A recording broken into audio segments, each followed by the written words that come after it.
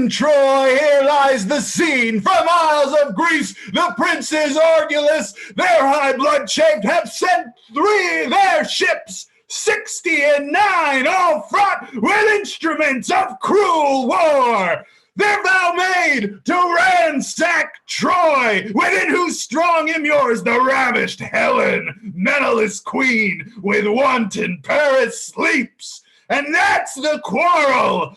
On one and other side, Trojan and Greek sets all on hazard, and hither am I come to tell you, fair beholders, that our play leaps over the vaunted firstlings of those broils, beginning in the middle, starting thence away to what may be digested in a play. Woo! Oh, hear my varlet all unarm again. Why should I war without the walls of Troy that find such cruel battle here within? Each Trojan that is master of his heart, let him to the field. Troilus, alas, hath none. Will this gear ne'er be mended? At Priam's royal table do I sit, and when fair Cressida comes into my thoughts, so, traitor, when she comes, when is she then? Well, she looked yesternight fairer than ever I saw her look, or any woman else. I was about to tell thee, when my heart, as wedged with a sigh, would rive in twain, lest Hector or my father should perceive me, I have, as when the sun doth light a storm, buried this sigh in the wrinkle of a smile. But sorrow that is couched in seeming gladness is like that mirth fate turns into sudden sadness. Her hair were not somewhat darker than Helen's. Well, go to for my part. She's my kinswoman. I would not praise her, but I would somebody had heard her talk yesterday as I did. Now, I will not dispraise your sister Cassandra's wit, but... Oh, Pandarus, I tell thee, Pandarus, when I do tell thee how my hopes lie drowned, reply not in how many fathoms deep they lie entrenched. I tell thee I am mad. In Cressida's love, thou answerst she is fair, pour'st in the open ulcer of my heart, her eyes, her hair, her cheek, her gait, her voice, handlest in thy discourse.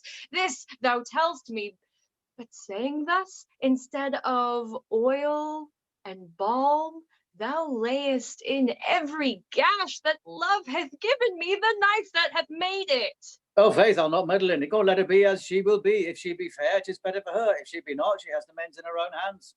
Good Pandarus, how now, Pandarus? I have had my labour for my travail. Ill thought on of her, ill thought on of you, gone between, and small thanks for my labour. Angry, Pandarus? What, with me? She's a fool to stay behind with her father. Let her to the Greeks. And so I'll tell her the next time I see her. For my part, I'll meddle nor make no more of the matter. And sweet Pandarus. No more to me. I will leave all as I found, and there's an end. Peace. You ungracious clamors, peace, rude sounds. Fool on both sides. Helen must needs be fair when with your blood you daily paint her thus. I cannot fight upon this argument. It is too starved a subject for my sword, but Pandarus, oh! Gods, how you plague me. I cannot come to Cressida but by Pandar, and he's as tetchy to be wooed to woo as she is stubborn chaste against all suit. Hey-o! How now, Prince Troilus? What news, Aeneas, from the field today? The Paris is returned home and hurt. By whom, Aeneas? By Menelaus. Let Paris bleed, 'tis but a scar to scorn. Paris is gored with Menelaus' horn. Hark! What good sport is out of town today? Are you bound thither? In all swift haste? Go we together. Who were those went by? Queen Hecuba and Helen. And whither go they? Up to the eastern tower to see the battle. Hector, whose patience is as a virtue fixed today, was moved. He chid Andromache and struck his armorer before the sun rose. He was harnessed light, and to the field goes he, where every flower did as a prophet weep what it foresaw in Hector's wrath. What was his cause of anger? The noise goes this. There is among the Greeks a lord of Trojan blood, nephew to Hector. They call him Ajax. Good, and what of him? They say he is a very man per se, and is alone. So do all men, unless they are drunk, sick, or have no legs. Ah, this man, lady, hath robbed many beasts of their particular additions. He is as valiant as the lion, churlish as the bear, slow as the elephant. He is melancholy without cause, and merry against the grain. He hath joints of everything, but everything so out of joint. But how should this man that makes me smile make Hector angry? They say he yesterday coped Hector in the battle and struck him down. The dis and shame whereof hath ever set Hector fasting and waking. Who comes here? Madam, your Uncle Pandarus. Good morrow, Uncle Pandarus. Do you, cousin? When were you at Ilium? This morning, Uncle. What were you talking of when I came? Was Hector armed and gone ere you came to Ilium? Helen was not up, was she? Hector was gone, but Helen was not up. Even so, Hector was stirring early. That we were talking of, and his anger. Was he angry? So he says here. So true, he was so. I know the cause too. He'll lay about him today, I can tell them that. And there's Troilus will not come far behind him. Let them take heed of Troilus. I can tell them that too. What, is he angry too? Who, Troilus? No, Troilus is the better man of the two. Oh, Jupiter, there's no comparison. What, not between Troilus and Hector? Do you know a man if you see him? I, if I ever saw him before and knew him. Yeah, well, I say Troilus is Troilus. Then you say as I say, for I am sure he's not Hector. No, nor Hector is not Troilus in some degrees. 'Tis just to each of them he is himself. Himself, alas, poor Troilus, would he were. Oh, would my heart were in her body. No, Hector is not a better man than Troilus. Excuse me? He is elder. Oh, pardon me, pardon me. Yeah, you have no judgment, niece. Helen herself swore the other day that Troilus, for a brown favour, for so it is, I must confess, she praised his complexion above Paris. Why, Paris hath colour enough. So he has? I had as lief Helen's golden tongue had commended Troilus for a copper nose. I swear to you, I think Helen loves him better than Paris. Then she is a merry Greek indeed. Hey, I'm sure she does. You know, she came to him the other day and, you know, she has not, he has not passed 3 or 4 hairs on his chin. She came and she puts me her white hand to his cloven chin. I cannot choose but laugh to think how she tickled his chin and she takes upon her to spy a white hair on his chin. And there was such laughing. I mean, not so much at the hair as at his pretty answer. What was his answer? Oh, so quoth she, here's but 52 hairs on your chin, and one of them is white. This is her question. Well, that's true, no make no question of that. 52 hairs, quoth he, and one white. Well, that white hair is my father, and all the rest are his sons. Jupiter, quoth she, which of these hairs is Paris, my husband? The forked one, quoth he. Yeah, and he plucked it out, and give it him. But that was such laughing, and Helen so blushed, and Paris so shaved, and all the rest so laughed that it passed. So let it now, for it has been while going by. Well, cousin, I told you a thing yesterday. Think on it. So I do. I'll be sworn 'tis true. Oh, hark! They're coming from the field. Shall we stand up here and see them as they pass towards Ilium? At your pleasure. Here's an excellent place. Now, here we may see most bravely. I'll tell you them all by their names as they pass by, but mark Troilus above the rest. You speak not so loud. Now, that's Aeneas. Is not that a brave man? He's one of the flowers of Troy, I can tell you, but mark Troilus, you shall see anon. Who's that?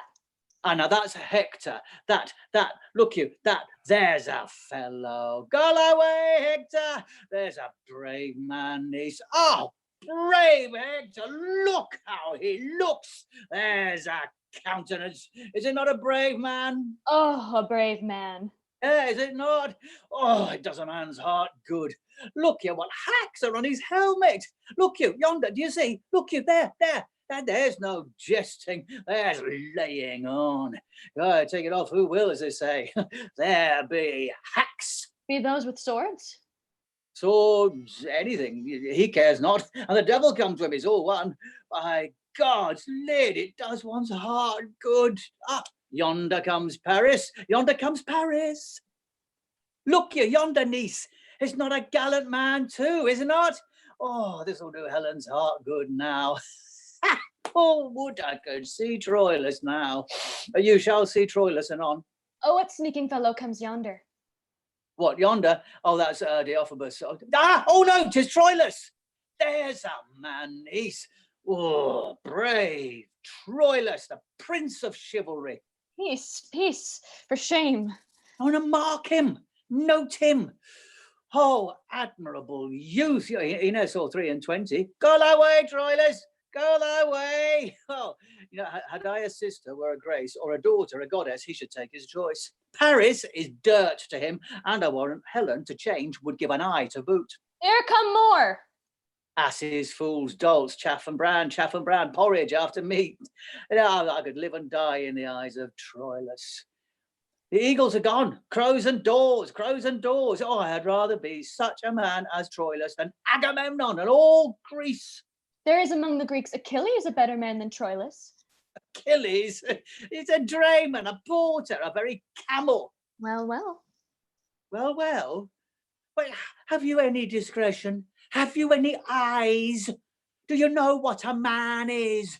Is not birth, beauty, good shape, discourse, manhood, learning, gentleness, virtue, youth, liberality, and such like, the spice and salt that season a man? Aye, a minced man, and then to be baked with no date in the pie, for then the man's date's out.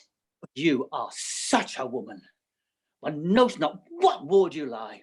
Upon my back, to defend my belly, upon my wit, to defend my wiles, upon my secrecy, to defend mine honesty, my mask, to defend my beauty, and at all these wards I lie at 1,000 watches. I'll be with you, niece, by and by. To bring, uncle? A token from Troilus. By the same token, you are a bawd. Words, vows, gifts, tears, and love's full sacrifice. He offers at another's enterprise. But more in Troilus 1,000-fold I see than in the glass of Pandarus praise may be. Yet I hold off. Women are angels, wooing. Things won are done. Joy's soul lies in the doing. And though my heart's content firm love doth bear, nothing of that shall from mine eyes appear. Princes, what grief hath set the jaundice on your cheeks? Checks and disasters grow in the veins of actions highest reared, as not by the conflex of meeting sap infect the sound pine and divert his grain tortive and errant from his course of growth. Nor, princes, is it new matter to us that we come short of purpose so far that after 7 years' siege, yet Troy's walls stand.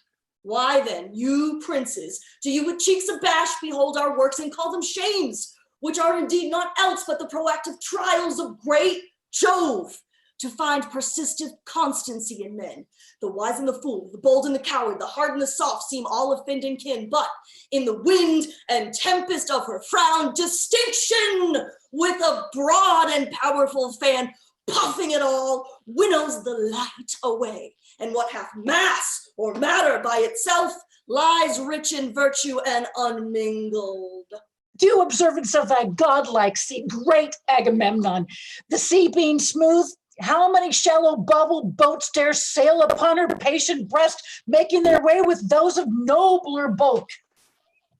Agamemnon.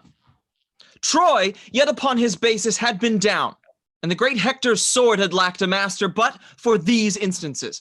The specialty of rule hath been neglected. And look, how many Grecian tents do stand upon this plain? So many hollow factions. When that the general is not like the hive to whom the foragers shall all repair, what honey is expected? The heavens themselves, the planets and their center observe degree, priority and place, insisture, course, proportion, season, form, office and custom, in all line of order. And therefore is the glorious soul in noble eminence enthroned and sphered amidst the other. But when the planets in evil mixture to disorder wander, what plagues and what portents? What mutiny? What raging of the sea, shaking of the earth, commotion in the winds, frights, changes, horrors, divert and crack, rend and deracinate the unity and married calm of states quite from their fixture. Oh, when degree is shaked, which is the ladder to all high designs, then enterprise is sick. Take but degree away, untune that string and hark. What discord follows? Force should be right, or rather, right and wrong, between whose endless jar justice resides, should lose their names, and so should justice too. Then everything includes itself in power, power into will, will into appetite, and appetite, a universal wolf, must make perforce an universal prey, and last eat up himself. Great Agamemnon, this chaos, and this neglection of degree that by a pace goes backwards with a purpose it hath to climb. The generals disdained by him one step below, he by the next, that next by him beneath, and so every step exampled by the first pace that is sick of his superior.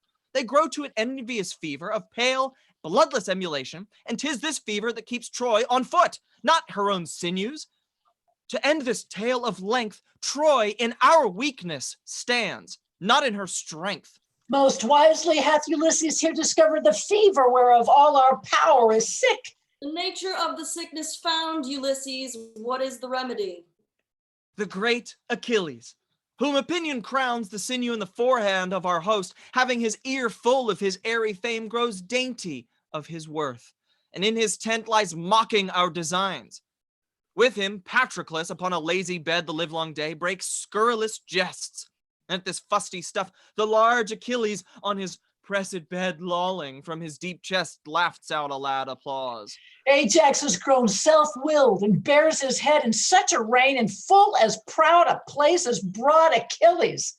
Keeps his tent like him, makes factious feasts, rails on our state of war, bold as an oracle, and sets Thersites, a slave whose gold coins slanders like a mint, to match us in comparisons with dirt. They tax our policy and call it cowardice. Count wisdom is no member of the war. They call this bedwork, mappery, closet war. What? What trumpet? Oh, look, Menelaus. From Troy. What would you for our tent? Is this the great Agamemnon's tent, I pray you? Even this? May one that is a herald and a prince do a fair message to his kingly ears? How may a stranger to his imperial looks know them from the eyes of other mortals? How? I ask that I might waken reverence and bid the cheek be ready to blush. Which is the god in office guiding men? Which is the high and mighty Agamemnon? The Trojan scorn us, or the men of Troy are ceremonious courtiers. Courtiers, yes, free as debonair, unarmed as bending angels. That's their fame in peace. But when they would seem soldiers, they have galls, good arms, strong joints, true swords. But peace, Aeneas, peace, Trojan, lay thy finger on thy lips. The worthiness of praise disdains his worth, if the praised himself bring the praise forth. Sir, you have tried to call yourself Aeneas? I, Greek, that's my name. Oh, what's your fare, I pray you? Sir, pardon, 'tis for Agamemnon's ears. He hears not privately that comes from Troy. Nor I from Troy come not to whisper him. I bring a trumpet to awake his ears. Speak frankly as the wind. It is not Agamemnon's sleeping hour. Thou shalt know, Trojan. He is awake. He tells thee so himself. We have great Agamemnon here in Troy, a prince called Hector. Priam is his father, who in this dull and long continued truce is grown rusty. He bade me take a trumpet and to this purpose speak. Kings, princes, lords, if there be one among the fairest of Greece that holds his honor higher than his ease, that loves his mistress and that dare avow her beauty and her worth, to him this challenge. Hector, in view of Trojans and Greeks, shall make good, or do his best to do it.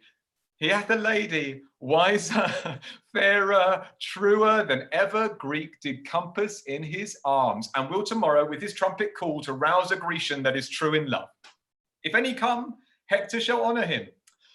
If none, he'll say in Troy when he retires that Grecian dames are sunburnt and not worth the splinter of a lance, even so much. This shall be told our lovers, Lord Aeneas. We left them all at home, but we are soldiers. If one is, hath, or means to be in love, that one meets with Hector. If none else, I am he.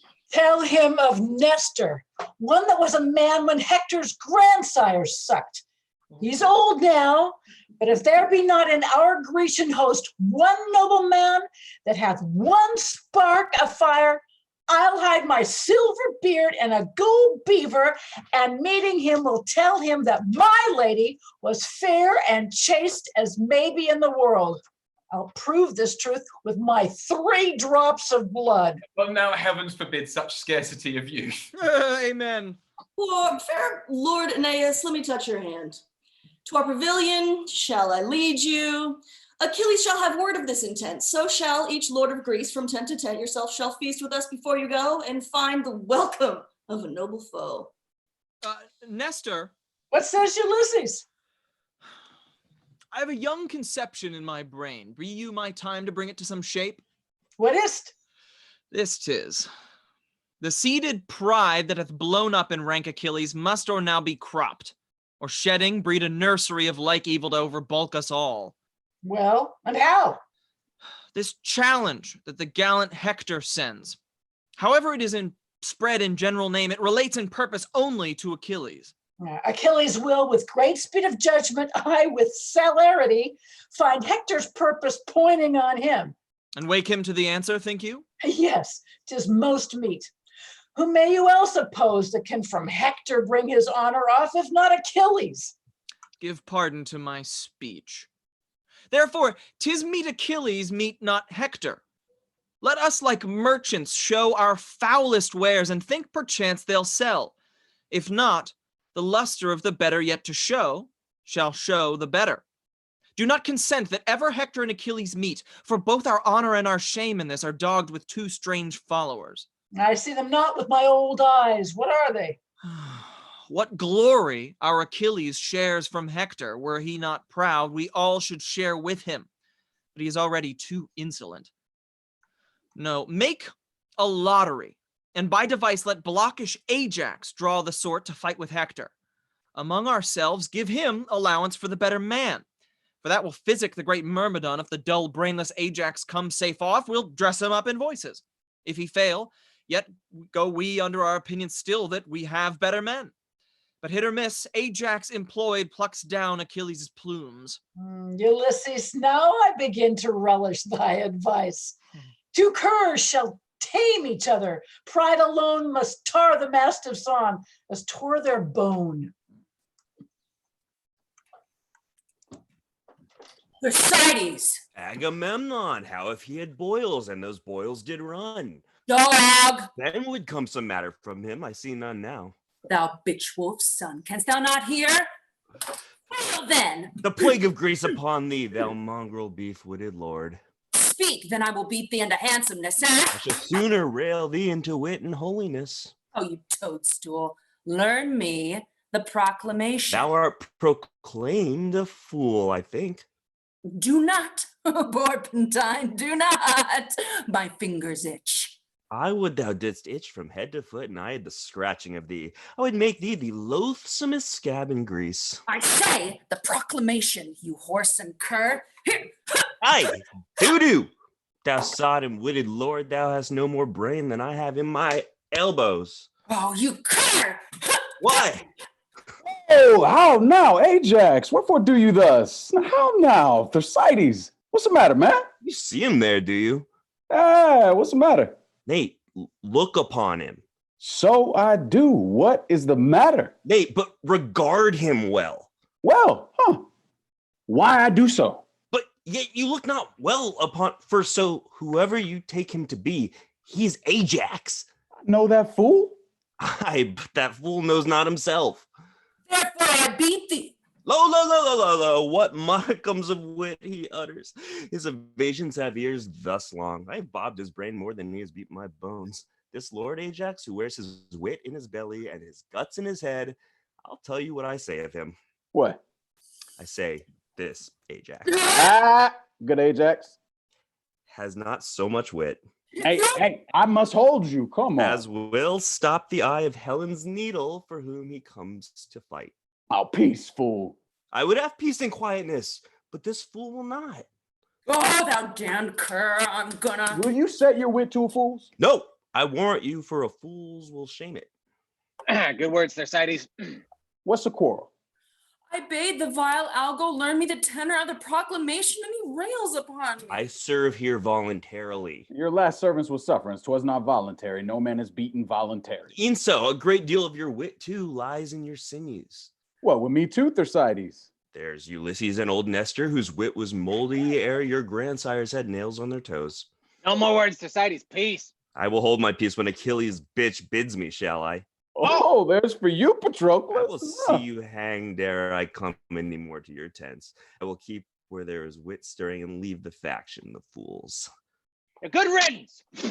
Mary, this, sir, is proclaimed through all our host, that Hector, by the 5th hour of the sun, will with a trumpet twixt our tents in Troy tomorrow morning call some knights to arms that hath a stomach.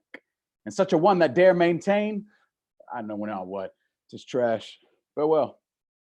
Oh, farewell. Who shall answer him? Oh, I know not, 'tis put to lottery, otherwise he knew his man. Meaning you. I will go learn more of it. After so many hours, lives, speeches spent, thus once again says Nestor from the Greeks, deliver heaven, deliver Helen, and all damage else shall be struck off. Hector, what say you to it?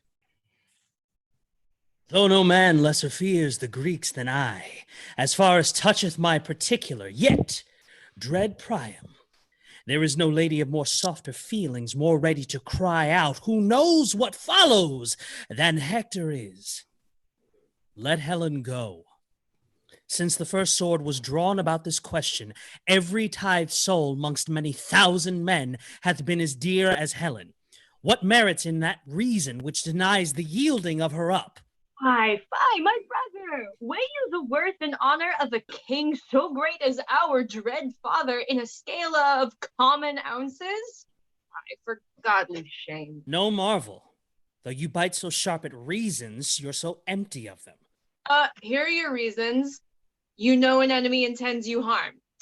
You know a sword employed is perilous. And reason flies the object of all harm. Nay, if we talk of reason, let's shut our gates and sleep. Brother, she is not worth what she doth cost. What is aught but as 'tis valued? But value dwells not in particular will. We turn not back the silks upon the merchant when we have soiled them.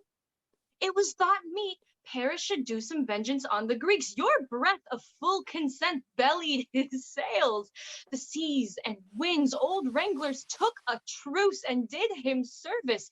He touched the ports desired, and for an old aunt, whom the Greeks held captive, he brought a Grecian queen, whose youth and freshness wrinkles Apollos and makes stale the morning. Why keep we her? The Grecians keep our aunt. Is she worth keeping? Why, she is a pearl whose price hath launched above 1,000 ships and turned crowned kings to merchants. If you'll avouch 'twas wisdom Paris went, as needs you must, for you all cry, go, go. If you'll confess, he brought home noble prize, as you must needs, for you all clapped your hands and cried inestimable. Why do you now beggar the estimation which you prized richer than sea and land? Oh, theft most base, that we have stolen what we do fear to keep. Cry, Trojans, cry! What noise? What shriek is this? Is our mad sister, I do know her voice. Cry, Trojans! It is Cassandra. Cry, Trojans, cry. Lend me 10,000 eyes, and I will fill them with prophetic tears. Peace, sister, peace. Virgins and boys, mid-age and wrinkled eld, soft infancy that nothing can but cry, added to my claimers. Let us pay betimes and moiety of that mass of moan to come. Cry, Trojans, cry. Practice your eyes with tears. Troy must not be, nor goodly Ilium stand. Our firebrand brother Paris burns us all. Cry, Trojans, cry, a Helen and a woe. Cry, cry! Troy burns, or else let Helen go. Now, youthful Troilus, do not these high strains of divination in our sister work some touches of remorse? Or is your blood so madly hot that no discourse of reason, nor fear of bad success in a bad cause can qualify the same? My brother Hector, because Cassandra's mad, her brain-sick raptures cannot taste the goodness of a quarrel which hath our several honors all engaged. Else might the world convince of levity as well my undertakings as your counsels. But I attest the gods, your full consent gave wings to my propension and cut off all fears attending on so dire a project. Paris, you speak like one besotted on your sweet delights. You have the honey still, but these the gall. So to be valiant is no praise at all. Sir, I propose not merely to myself the pleasures such a beauty brings with it, but I would have the soil of her fair rape wiped off in honorable keeping her. What treason were it to the ransacked queen, disgrace to your great words, and shame to me now to deliver her possession up on terms of base compulsion? Then, I say, well may we fight for her whom we know well the world's large spaces cannot parallel. Paris and Troilus, you have both said well. And on the cause and question now in hand, have glozed but superficially, not much unlike young men, whom Aristotle thought unfit to hear moral philosophy. If Helen then be wife to Sparta's king, as it is known she is, these moral laws of nature and of nations speak aloud to have her back returned. Thus to persist in doing wrong extenuates not wrong, but makes it much more heavy. Hector's opinion is this in way of truth. Yet ne'ertheless, my sprightly brethren, I prepend to you in resolution to keep Helen still, for 'tis a cause that hath no mean dependence upon our joint and several dignities. Why, there you touch the life of our design. Were it not glory that we more affected than the performance of our heaving spleens, I would not wish a drop of Trojan blood spent more in her defense, but worthy Hector, she is a theme of honor and renown, a spur to valiant and magnanimous deeds whose present courage may beat down our foes and fame in time to come canonize us. I am yours, you valiant offspring of great Priamus. I have a roisting challenge sent among the dun and factious nobles of the Greeks will strike amazement to their drowsy spirits. I was advertised their great general slept whilst emulation in the army crept. This, I presume, will wake him. How now, Thersites, what lost in the labyrinth of thy fury? Shall the elephant Ajax carry it thus? He beats me and I rail at him, oh, worthy satisfaction. Would it were otherwise that I could beat him whilst he railed at me. Foot, I'll learn to conjure and raise devils, but I'll see some issue of my spiteful execrations. Then there's Achilles, a rare engineer. If Troy be not taken till these two undermine it, the walls will stand till they fall of themselves. Oh, thou great thunder darter of Olympus, forget that thou art Jove, the king of gods, and if he take not yet that little less than little wit from them that they have, after this the vengeance on the whole camp.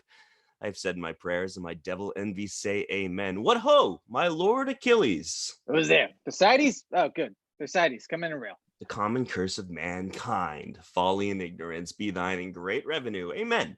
Where's Achilles? What, are that devout? Were you in prayer? Aye, the heavens hear me. Who's there? Thersites, my lord. Where? Art thou come? Why, my cheese, my digestion. Why hast thou not served thyself into so many tables at so many meals?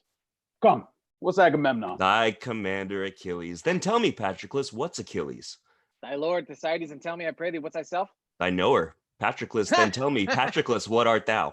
Thou mayst tell thou knowest. Oh, tell. I'll decline the whole question. Agamemnon commands Achilles. Achilles is my lord. I am Patroclus's knower, and Patroclus is a fool. You rascal! He's a fool. I have not done. He is a privileged man. Proceed, Thersites. Agamemnon is a fool. Achilles is a fool. Thersites is a fool. And as aforesaid, Patroclus is a fool. I'll derive this. Come. Agamemnon is a fool to offer to command Achilles. Achilles is a fool to be commanded of Agamemnon. Thersites is a fool to serve such a fool. And Patroclus is a fool. Positive. Why am I a fool? Huh? Make that demand of the prover. It suffices me, thou art. Look you, who comes here? Patroclus, I'll speak with nobody. Come in with me, Thersites.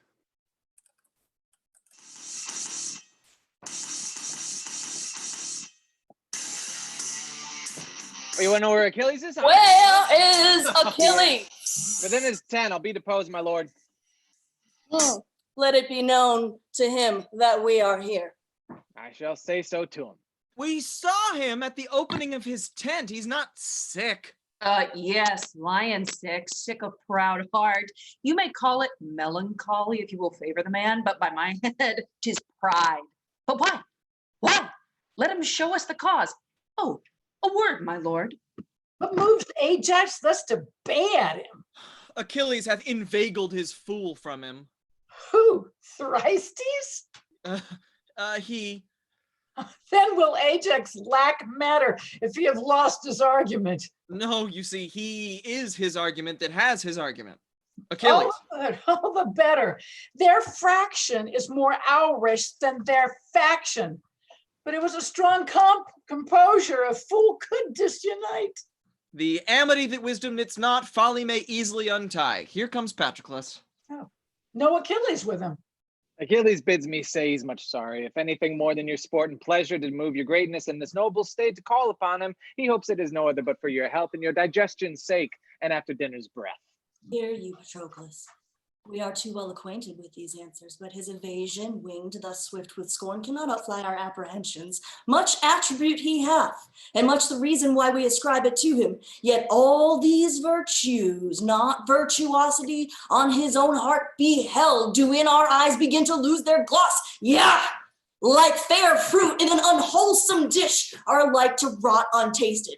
Go and tell him we come to speak with him, and you shall not sin if you do say we think him over proud, under honest, in self-assumption greater than in the note of judgment, and worthier than himself, a stirring dwarf we do allowance give before a sleeping giant. Tell him so. I shall, and bring his answer presently. In second voice we will not be satisfied. We come to speak with him. Ulysses, enter you. What? Is he more than another? No more than what he thinks he is. Is he so much? Do you not think he thinks himself a little bit better of a man than I? No question. Will you subscribe his thought and say he is? No, noble Ajax, you are as strong, as valiant, as wise, as noble, much more gentle, and altogether more tractable. Why should a man be proud? I mean, how doth pride grow? I know not what pride is. Mind is the clearer, Ajax, and your virtues the fairer. That he is proud eats up himself. Pride is his own glass, his own trumpet, his own chronicle, and whatever praises itself, but in the deed, devours the deed in the praise. I do hate a proud man. Yet he loves himself. It's not strange. Achilles will not to the field tomorrow. What's his excuse? He doth rely on none, but carries on the stream of his dispose without observance or respect of any, in will peculiar and in self-admission. Why will he not upon our fair request untent his person and share the air with us? Oh, things as small as nothing. For request's sake only, he makes important and imagined worth, holds in his blood such swollen and hot discourse that twixt his mental and his active parts, Kingdom Achilles in commotion rages and batters down himself. What should I say? Let Ajax go to him. Dear Lord, go you to him and greet him in his tent. 'Tis said he holds you well and will be led at your request a little from himself. Oh, Agamemnon, let it not be so. No, this thrice worthy and right valiant lord must not so stale his palm, nobly acquired by going to Achilles. That were to enlarge his fat already pride. This lord go to him, Jupiter forbid, and say in thunder, Achilles go to him. Oh, this is well. He rubs the vein of him. And how his silence drinks up this applause. If I go to him with my armed fist, I'll bash bash him over the face. No, no, no, you shall not. And if you're proud with me, I'll feast his pride. Let me go to him. Not for the worth that hangs upon our quarrel.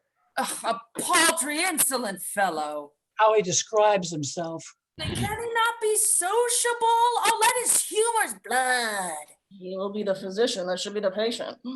And all men were on my mind. Huh? Which would be out of fashion. I will knead him. I'll make him supple. He's not yet through warm. Force him with praises. Pour in, pour in. His ambition is dry. My lord, you feed too much on this dislike. Our noble general, do not do so. You must prepare to fight without Achilles. Why, 'tis the naming of him does him harm. Here is a man, but 'tis before his face I will be silent. Yeah, wherefore should you so? He's not emulous as Achilles is. Know the whole world he is as valiant. A horse and dog that shall pelter thus with us? Would he were a Trojan! What a vice were it in Ajax now. If he were proud. Or covetous of praise. Aye, or surly born. Or strange or self-affected. Thank the heavens, Lord, thou art of sweet composure. Praise him that got thee, she that gave thee suck. Let Mars divide eternity in twain and give him half and half to sinewy Ajax. Here's Nestor. Instructed by the antiquary times, he must, he is, he cannot but be wise. Put pardon, Father Nestor, were your days as green as Ajax's, and so your brain tempered. You should not have the eminence of him, but be as Ajax. Shall I call you father? Aye, my good son. Be ruled by him, Lord Ajax. Okay, there's no tarrying here. The heart Achilles keeps thicket. Please it our great general to call together his state of war. Tomorrow we must with all power stand fast. And here's a lord, come knights from east to west and call their flower Ajax shall cope the best. Go away to council. Let Achilles sleep. Lights both sail swift, though greater hulks draw deep. Friend, you, pray you, a word. Do not you follow the young Lord Paris? So when he goes before me. Yes, well, you depend upon him, I mean. Sorry to depend upon the Lord.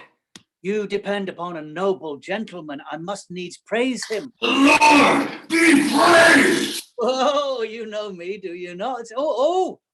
What music is this? Know you the musicians? Oh, holy sir. Who play they to? To the hearers, sir. At whose pleasure, friend? At mine, sir, and there's love music. No, command, I mean, friend. Who shall I commend, sir? Friend, we understand not one another. I'm too courtly, and thou art too cunning. At whose request do these men play? That's too indeed, sir, marry, sir, at the request of Paris, my lord, who's there in person with him, the mortal Venus, the heart, blood of beauty, love's invisible soul. Who, my cousin Cressida? Oh, sir, Helen. Oh, Helen! Could you not find out that by her attributes? It should seem, fellow, that thou hast not seen the Lady Cressida. I come to speak with Paris from the Prince Troilus. I'll make a complimental assault upon him for my business. Seize. Not in business. There's a stew phrase indeed. Oh, fair be with you, my lord, and to all this fair company. Fair desires in all fair measure fairly guides them. Dear Lord, you are full of fair words. Hey, here is good broken music. You have broke it, cousin, and by my life you shall make it whole again. You shall piece out with a piece of your performance. Yeah, my lord, will you vouchsafe me a word? My dear lord, most esteemed friend, your brother Troilus, desires you that if the king call him at supper, you will make his excuse. What exploit is in hand? Where sups he tonight? Oh, you must not know where he sups. I'll lay my life with my disposer Cressida. Oh, no such matter. Oh, no, you're wide. Come, your disposer is sick. Well, I'll make excuse. Aye, good my lord. Well, why should you say Cressida? No, your poor disposer's sick. I spy. You spy? What do you spy? Eats nothing but doves. Love that breeds hot blood, and hot blood begets hot thoughts, and hot thoughts beget hot deeds. hot deeds is love. Generation of love, hot blood, hot thoughts, and hot deeds. Why, they were vipers. Is love a generation of vipers? Sweet Lord, who's at field today? All the gallantry of Troy. I would fain have armed today, but my Helen would not have it so. How chanced my brother Troilus went not? I long to hear how they sped today. You'll remember your brother's excuse. To a hair. Oh, they come from the field. I will to Prime's Hall to, greet the warriors. How now? Have you seen my cousin? No, Pandarus, I stalk about her door like a strange soul upon the Stygian banks, staying for waftage. Oh, thou be my Karen, and give me swift transportance to those fields where I may wallow in the lily beds proposed for the deserver. Oh, gentle Pandarus, from Cupid's shoulder pluck his painted wings and fly with me to Cressida. Here in the orchard, I'll bring her straight. I am giddy. Expectation whirls me around. The imaginary relish is so sweet that it enchants my sense. What will it be when that the watery palate tastes indeed love's thrice repured nectar? Death, I fear me, swooning destruction, or some joy too fine, too subtle, potent, tune too sharp in sweetness for the capacity of my ruder powers. I fear it much. And I do fear besides that I shall lose distinction in my joys. Come, what need you blush? Shame's a baby. Here she is now. Swear the oaths now to her that you have sworn to me. What have you got again? You must be watched, ere you be made tame, must you? Why do you not speak to her? Come, draw this curtain and let's see your picture. Alas the day, how loath you are to offend daylight, and to a dark you'd close sooner. So, rub on, kiss the mistress. You have bereft me of all words, lady. Yeah, words pay no debts. Now give her deeds, but she'll bereave you of the deeds too if she called your activity in question. Come in. Let's go and get a fire. Will you walk in, my lord? Oh, Cressida, how often I have wished me thus. Wished, my lord. The gods grant. Oh, my lord. What should they grant? What two curious drag despise my sweet lady in the fountain of our love? More dregs than water if my fears have eyes. Fears make devils of cherubims, they never see truly. Blind fear that seeing reason leads find safer footing than blind reason stumbling without fear. To fear the worst oft cures the worst. Oh, let my lady apprehend no fear. In all Cupid's pageant there is presented no monster. No, nothing monstrous neither. Well, this is the monstrosity in love, lady, that the will is infinite and the execution confined, that the desire is boundless and the act a slave to limit. They say all lovers swear more performance than they are able. They that have the voice of lions and the act of hares, are they not monsters? Such are not we. Troilus shall be such to Cressida as what envy can say worse shall be a mock for his truth. And what truth can speak truest, not truer than Troilus. Will you walk in, my lord? What? Blushing still? Have you not done talking yet? Well, uncle, what folly I commit, I dedicate to you. I thank you for that. If my lord get a boy of you, you'll give him to me. Now be true, my lord. Be true to my lord. If he flinch, chide me for it. You now know your hostages, your uncle's word and my firm faith. Boldness comes to me now and brings me heart. Prince Troilus, I have loved you night and day for many weary months. I lost my Cressida, that's so hard to win. Hard to seem one, but I was one, my lord, with the first glance that I ever... Pardon me, if I confess much, you will play the tyrant. I love you now, but not till now so much. But I might master it in faith. I lie. My thoughts were like unbridled children grown too headstrong for their mother. See, we fools. Oh, why have I babbled? Who shall be true to us when we are so unsecret to ourselves? But though I loved you well, I wooed you not, and yet, good faith, I wished myself a man, or that we women had men's privilege of speaking first. Sweet, bid me hold my tongue, for in this rapture I shall surely speak the thing that I repent. See, your silence, cunning, and dumbness from my weakness draws my very soul of counsel. Stop my mouth! Obviously, music ensues then. Pretty, i' faith. My lord, I do beseech you, pardon me. It was not my purpose thus to beg a kiss. I am ashamed. Oh, heavens, what have I done? For this time I will take my leave, my lord. Your leave, sweet Cressida. Leave, and you take leave till tomorrow morning. Pray you, content you. No, what offends you, lady? Sir, mine own company. You cannot shun yourself. Let me go and try. I have a kind of self resides with you, but an unkind self that itself will leave to be another's fool. I would be gone. Where is my wit? I know not what I speak. Well, know they what they speak that speak so wisely? Perchance, my lord, I show more craft than love, and fell so roundly to a large confession to angle for your thoughts, but you are wise, or else you love me not, for to be wise and love exceeds a man's might and dwells with the gods above.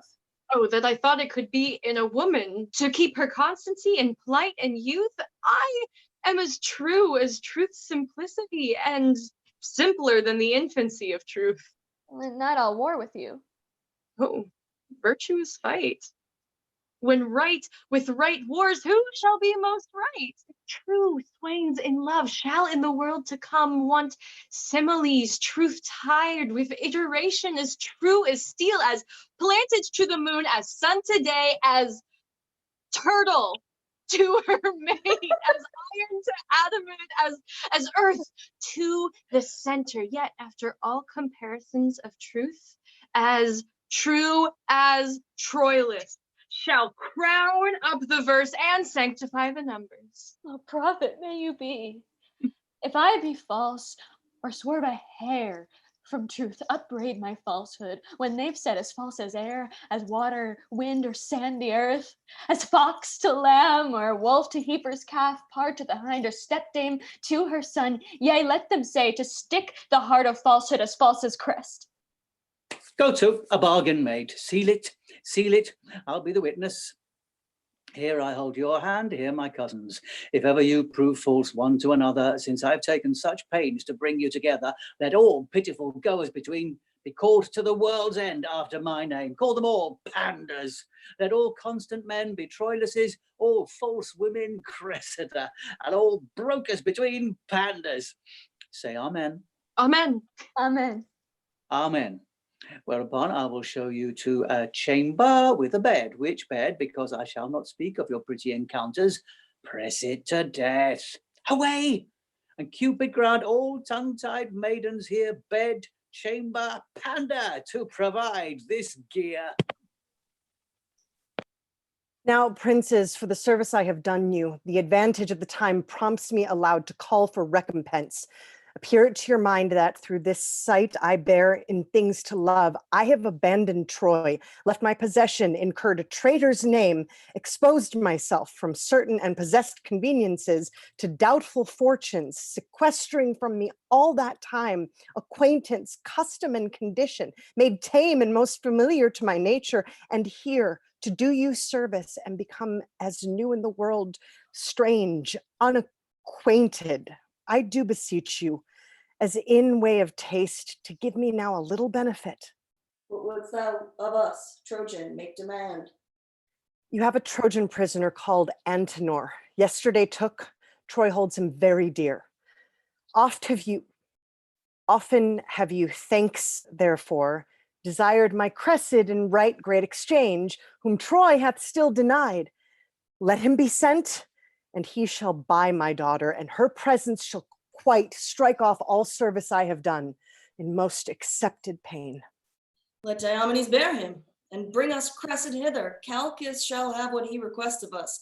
Good Diomed, furnish you fairly for this interchange. Withal, bring word if Hector will tomorrow be answered in this challenge. Ajax is ready. Shall I undertake? And 'tis a burden which I'm proud to bear.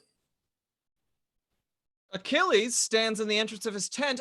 Please it our general to pass strangely by him, as if he were forgot, and princes all, lay negligent, loose regard upon him. We'll execute your purpose and put on a form of strangeness as we pass along. What, comes my general to speak with me? Hey, look, you know my mind. I'll fight no more against Troy. Oh, what, says Achilles? What are you at with us? Would you, my lord, aught with a general? No. Nothing, my lord.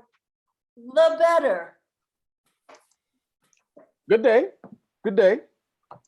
How do you? How do you? What is this, cuckold scorn me? What? Oh, how now, Patroclus? Oh, good morrow, Ajax. Huh? Good morrow. Aye. And good next day, too. What mean these fellows? Know they not Achilles? They passed by strangely. They were used to bend to send their smiles before them to Achilles to come as humbly as they used to creep to holy altars. What am I, poor of late? 'Tis certain greatness once fallen out with fortune must fall out with men too. What the declined is, he shall as soon read in the eyes of others as feel in his own fall. But 'tis not so. Fortune and I are friends, huh? Now here is Ulysses. I'll interrupt his reading. Now, Ulysses. Now, great Thetis' son. What are you reading?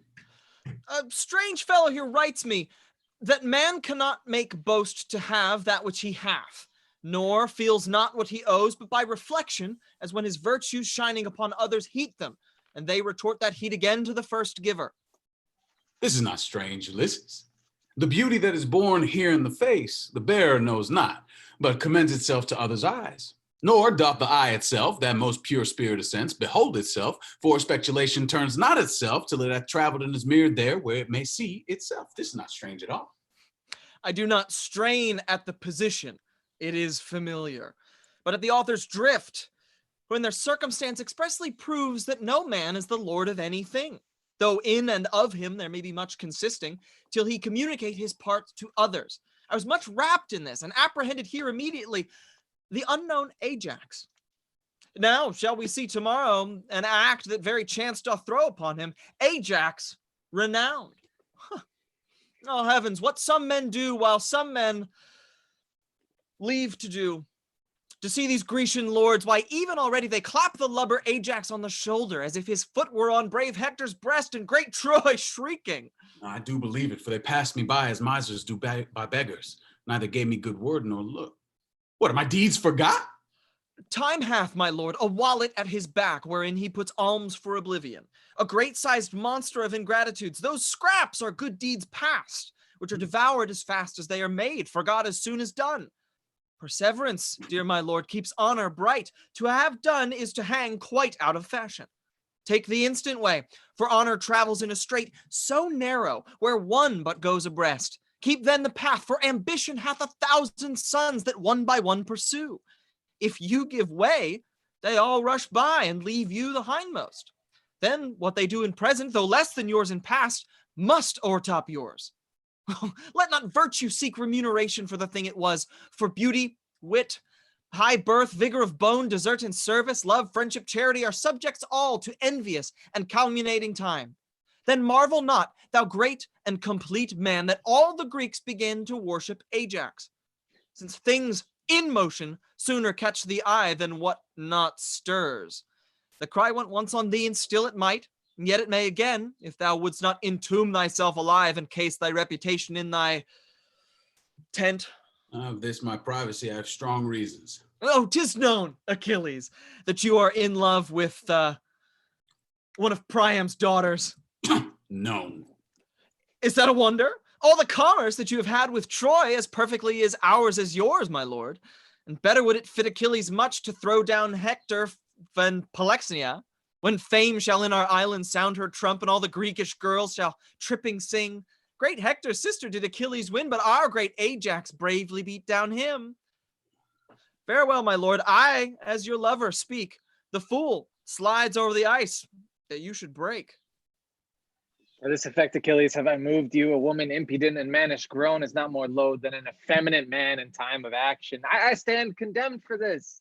Sweet, rouse yourself, and the weak wanton Cupid shall from your neck unloose his amorous fold, and like a dewdrop from the lion's mane be shook there. Shall Ajax fight with Hector? Aye, and perhaps receive much honor by him. I see my reputation is at the stake. My fame is shrewdly gored. Oh, then beware. Those wounds heal ill that men do give themselves. Oh, call Thersites hither, sweet Patroclus. A labor saved. A wonder. What? Ajax goes up and down the field asking for himself. How so? He must fight singly tomorrow with Hector and is so prophetically proud of a heroical cudgeling that he raves in saying nothing. How can that be? Why, he stalks up and down like a peacock. I say, good morrow, Ajax, and he replies, thanks, Agamemnon? What think you of this man that takes me for a general? He's grown a very land, fish, languageless, a monster, a plague of opinion. Thou must be my ambassador to him, Thersites. Who, I? Why, he'll answer nobody. He professes not answering. Speaking's for beggars. Let Patroclus make demands to me. You shall see the pageant of Ajax. To him, Patroclus, tell him I humbly desire the valiant Ajax to invite the most valorous Hector to come unarmed to my tent and to procure safe conduct for his person of the magnanimous and most illustrious 6 or 7 times honored Captain General of the Grecian army, Agamemnon, etc. Do this. Jove bless great Ajax. I come from the worthy Achilles, who most humbly desires you to invite Hector to his tent and to procure safe conduct from Agamemnon. Agamemnon! Aye, my lord. Ha! What say you to't? God be with you with all my heart. Answer, sir. If tomorrow be a fair day, by 11 o'clock it will go one way or the other. Answer, sir. Fare you well with all my heart. Why? But he is not in this tune, is What he? music will be in him when Hector has knocked out his brains? I know not. All right, come. Thou shalt bear a letter to him straight. Let me bear another to his horse. That's the more capable creature. My mind is troubled like a fountain stirred, and I myself see not the bottom of it. Would the fountain of your mind were clear again, that I might water an ass at it. I'd rather be a tick and a sheep than such a violent ignorance. See, ho? Who is that there? It's the Lord Aeneas. Had I so good occasion to lie long as you, Prince Paris, nothing but heavenly business should rob my bedmate of my company. It's my mind too. Good morrow, Lord Aeneas. God to you, valiant sir, during all question of the gentle truce, but when I meet you armed, as black defiance as heart can think or courage execute. The one another Diomed embraces. Our bloods are now in calm and so long health, but when contention and occasion meet by Jove, I will play the hunter for thy life with all my force, pursuit, and policy. Yeah, well, we know each other well. We do, and long to know each other worse, huh? This is the most despiteful general greeting. What business, Lord? So early? I was sent to the king, but why I know not. His purpose meets you. 'Twas to bring this Greek to Calchas' house, and there to render him for the enfreed Antenor, the fair crested. Haste there before us. Here, trouble not yourself. The morn is cold. Then, sweet my lord, I'll call mine uncle down. He shall unbolt the gates. Trouble him not. To bed, to bed. Sleep kill those pretty eyes. Good morrow, then. I prithee, now to bed. Are you aweary of me? Oh, Cressida, but that but busy day. Wake the lark hath roused the ribald crows, and dreaming night will hide our joys no longer. I would not from thee. Night hath been too brief. You will catch cold and curse me. Prithee, tarry. You men will never tarry. Oh, foolish Cressida, I might have still held off, and then you would have tarried. Hark! What? Here's one up. What? All the doors open here? Is your uncle. A pestilence on him. Now he will be mocking. How now, how go maidenheads? Here, you, maid. Where's my cousin, Cressida? Go hang yourself, you naughty, mocking uncle. You bring me to do, and then you flout me to do. To do what? To do what? Let us say what? What have I brought you to do? Who's that at the door? Good uncle, go and see. My lord, come you again into my chamber. You smile and mock me as if I meant naughtily. Come, you are deceived. I think of no such thing. How earnestly they knock. Pray you, come in. I would not for half Troy have you seen here. All right, how now? What's the matter? Good morrow, Lord. Good morrow. Who's there? Oh, my Lord Aeneas. What news with you so early? Is not Prince Troilus here?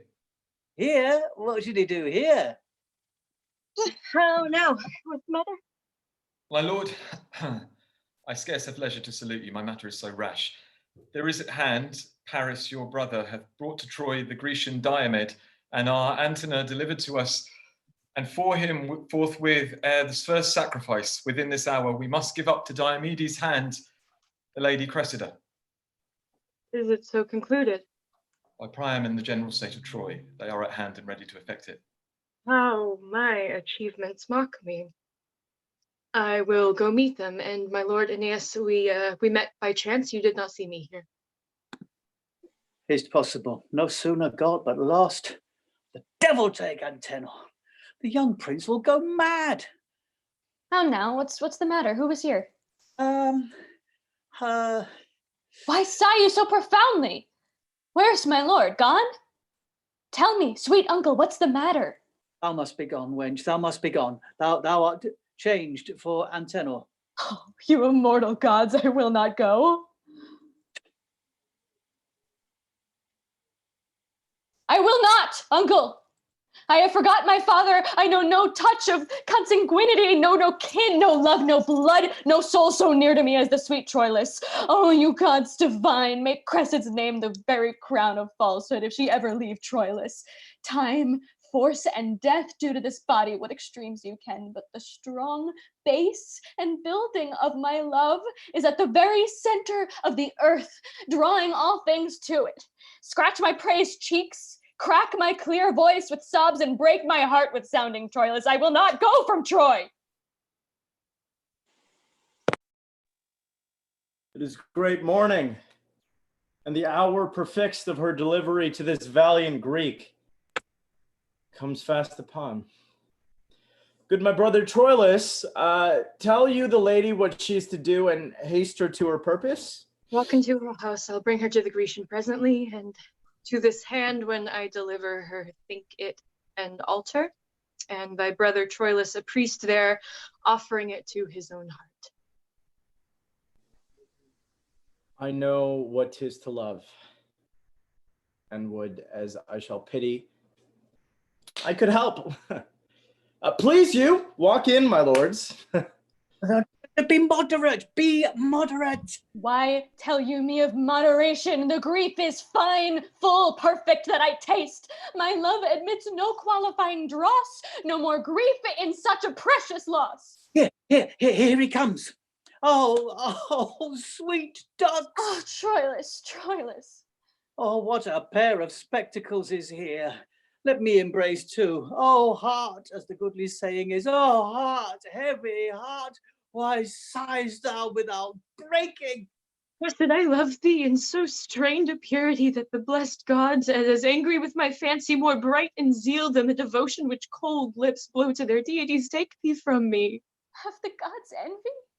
Aye, 'tis too plain a case. It is true that I must go from Troy. A hateful truth. What, and Troilus too? From Troy and Troilus.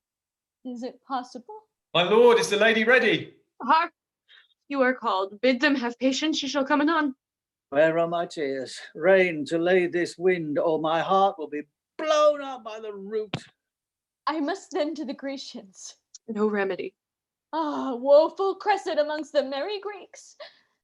When shall we see again? Hear me, my love, be thou but true of heart, as infinite as imminent, but I will be true. Oh, you shall be exposed, my lord, to dangers as infinite as imminent. But I'll be true. And I'll go friend with danger. Here, wear this sleeve. Oh, and you this glove. When shall I see you? I will corrupt the Grecian sentinels to give thee nightly visitation, but yet be true. Oh, Heavens, be true again. Here will I speak it, love. The Grecian youths are full of quality. They're loving, well comprised with gifts of nature, flowing and swelling o'er with arts and exercise. How novelty may move and parts with person, alas, a kind of godly jealousy, which I beseech you call it a virtuous sin, makes me afeard. Oh heavens, you love me not. So die I a villain then. In this I do not call your faith into question so mainly as my merit. I cannot sing, nor heal the high levalt, nor sweeten talk, nor play at subtle games. Fair virtues all to which the Grecians are most prompt and pregnant, but I can tell that in each grace of these there lurks a still and dumb discoursive devil that tempts most cunningly, but be not tempted. Do you think I will? No, come, kiss. Let us part. Brother Troilus! Good brother, come you hither and bring Aeneas and the Grecian with you. My lord, will you be true? Why? Alas, it is my vice, my fault.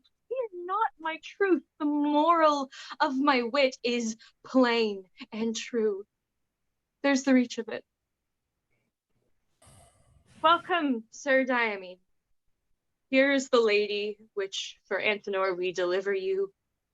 Entreat her fair, and by my soul, fair Greek, if e'er thou stand at the mercy of my sword, name Cressida, and thy life shall be as safe as Priam is in Ilion. Fair Lady Cressida, so please you, save the thanks this prince expects, the luster in your eye, the heaven in your cheek, pleads you fair usage, and to Diomed you shall be mistress and command him wisely. In praising her, I tell thee, Lord of Greece, she is as high soaring o'er thy praises, and as thou, unworthy to be called her servant. I charge thee use her well, even for my charge. For by the dreadful Pluto, if thou dost not, though the great bulk Achilles be thy guard, I will cut thee. Oh, be not moved, Prince Troilus. Let me be privileged by my place and message to be a speaker free. When I'm hence, I'll answer to my lust, and know you, Lord, I'll nothing do on charge.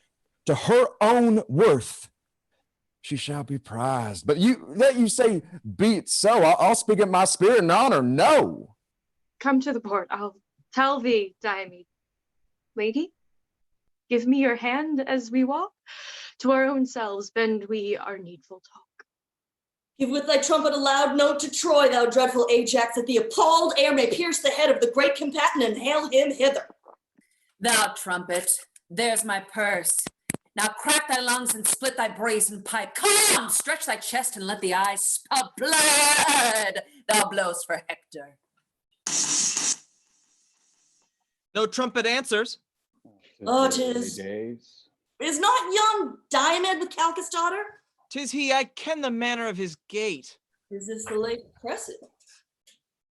Even she. Most dearly welcome to the Greeks, sweet lady. Our general does salute you with a kiss and very courtly counsel. I'll begin. So much for Nestor. Mwah! I'll take what winter from your lips, fair lady. Achilles bids you welcome. I had good argument for kissing once. That's no argument for kissing now. For this Pandarus and his hardyman, and pardon thus you and your argument. Mwah! Oh, deadly gall, and the theme of all our scorns, for which we lose our head to gild his horns. The first was Menelaus' kiss. This, mine, Patroclus kisses you. Mwah! I'll have my kiss, sir. Lady, by your leave. In kissing, do you render or receive? Both take and give. I'll take my match to live. The kiss you take is better than you give, therefore no kiss. But I'll give you both. I'll give you 3 for 1. You're an odd man. Give even or give none. An odd man, lady, every man is odd. No, Paris is not, for you know 'tis true that you are odd and he's even with you. You fillip me o'er the head. No, I'll be sworn. There were no match, your nail against his horn. May I, sweet lady, beg a kiss of you? You may. I do desire it. Why, beg then. Why then, for Venus' sake, give me a kiss when Helen is a maid again, and his. I'm your debtor, claim it when 'tis due. Lady, a word. I'll bring you to your father. A woman of quick sense? Oh, fie! Fie upon her! There's language in her eye, her cheek, her lip, nay, her foot speaks. Her wanton spirits look out at every joint and motive of her body. That's a Trojan's trumpet. Trojan's trumpet. Trojan's trumpet! Oh! All you state of Greece, what shall be done to him that victory commands? Or do you purpose a victor shall be known? Will you, the knights, shall to the edge of all extremity pursue each other, or shall be divided by any voice or order of the field? Hector bade ask. Which way would Hector have it? He cares not. He'll obey conditions. 'Tis done like Hector, but securely done, a little proudly, and great deal misprizing the knight opposed. If not Achilles, sir, what is your name? If not Achilles, nothing. Therefore Achilles, but whatever. Know this. In the extremity of great and little, valor and pride excel themselves in Hector, and the one almost as infinite as all, the other blank as nothing. Weigh him well, and that which looks like pride is courtesy. This Ajax is half made of Hector's blood, in love whereof half Hector stays at home. Half heart, half hand, half Hector comes to seek this blended knight, half Trojan and half Greek. Well, made in battle then. Oh, I perceive you. Oh, here is Sir Diomed. Go, gentle knight, stand by our Ajax, as you and Lord Aeneas consent upon the order of their fight. They are opposed already. What is the Trojan that looks so heavy? It's the youngest son of Priam, a true knight, manly as Hector, but more dangerous. They call him Troilus, and on him they erect a second hope, as fairly built as Hector. Oh, they are in action! Ajax, hold thine own! The Wigsy, Hector! Oh, his blows are disposed there, Ajax! Oh, you must know more! This is enough, so please you. I am not worm yet. Let's fight again. Hey, as Hector pleases, man. Why, then I will no more. Thou art, great lord, my father's sister's son, and a first cousin to great Priam's seed. The obligation of our blood forbids a gory emulation twixt us twain. Let me embrace thee, Ajax. By him that thunders, thou hast lusty arms. Hector would have them fall upon him thus. Cousin, all honor to thee. I thank thee, Hector. Thou art too gentle and too free a man. I came to kill thee, cousin, and bear hence a great addition earned in thy death. Ajax, farewell. If I might in entreaties find success, as seld I have had the chance, I would desire my famous cousin to our Grecian tents. 'Tis Agamemnon's wish, and great Achilles doth long to see unarmed the valiant Hector. Aeneas, call my brother Troilus to me.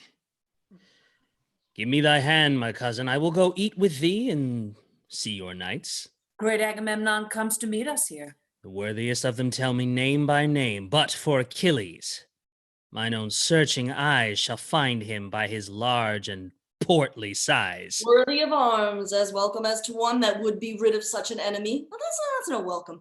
What's past is past, and what's to come is stewed with husks. But in this extant moment, faith and troth bids thee with most divine integrity, from heart of very heart, great Hector, welcome. I thank thee, most imperious Agamemnon. Oh, my well-famed lord of Troy, no less to you. I wonder now how yonder city stands when we have here her base and pillar by us. I know your favor, Lord Ulysses, well. Ah, sir, there's many a Greek and a Trojan dead since first I saw yourself and Diomed and Ilion on your Greekish embassy. Sir, I foretold you then what would ensue. My prophecy is but half its journey yet. The end crowns all, and that old common arbitrator time will one day end it. So to him we leave it. Most gentle, most valiant Hector, welcome. Now, Hector, I have fed my eye on thee. Is this Achilles? I am Achilles. Stand fair, I pray thee, let me look on thee. Oh, behold thy fill. Nay, I have done already.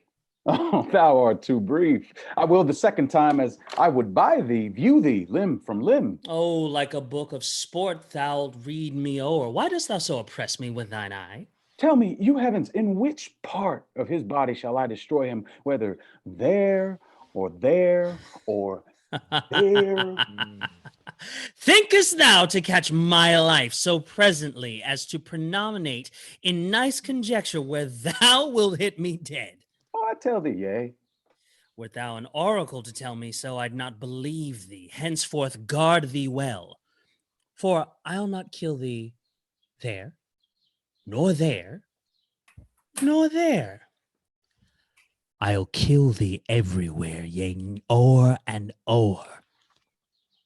You wisest Grecians, pardon me this brag. His insolence draws folly from my lips, but I'll endeavor deeds to match these words, or I may never. Do not chafe thee, cousin, and you, Achilles, let these threats alone. I pray you, let us see you in the field. We have had pelting wars since you refused the Grecians' cause. Oh, dost thou entreat me, Hector? Tomorrow do I meet thee, fell as death tonight? All friends. Thy hand upon that match. First, all you peers of Greece, go to my tent. They're in the full convive we. Afterwards, beat loud the tambourines, let trumpets blow, that this great soldier may his welcome know.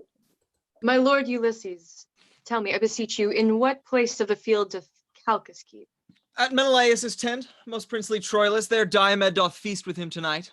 Shall I, sweet lord, be bound to you so much after we part from Agamemnon's tent to bring me thither? You shall command me, sir.